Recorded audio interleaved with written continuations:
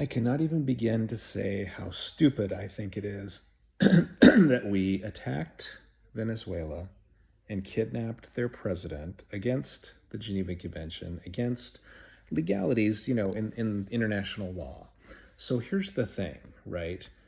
Putin has been pushing for spheres of influence. So Putin will get an influence. His influence will be in Europe. He'll take over that area.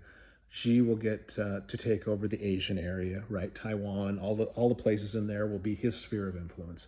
And then Trump wants to have the Americas as his sphere of influence. Hence Canada, Mexico, Greenland, Venezuela, whatever countries he feels like need to be in his sphere of influence.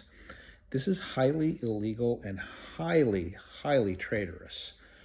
You need to call your representatives, call your senators. It doesn't matter if they're Republican or Democrat. Call them and let them know that you do not approve of another quote unquote war for oil. We've seen this 20 years ago. We saw in 1989, they went into Panama.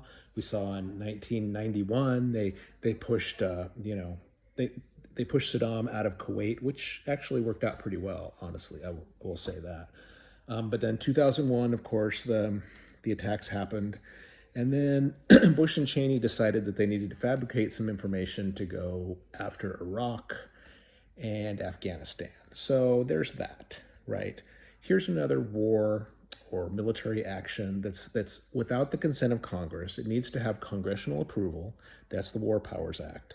So everything he's doing is pushing the limits, right? He wants to see what he can get away with, and he wants to see what he can get away with without anybody stopping him. So you need to call all of your representatives, all of your senators, no matter what party they are, and tell them that you do not agree with what is going on in Venezuela and everything else, actually, right?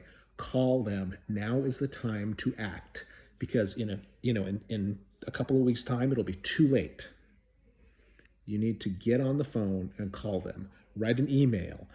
Just deluge them and get their switchboards going and let them know how you feel.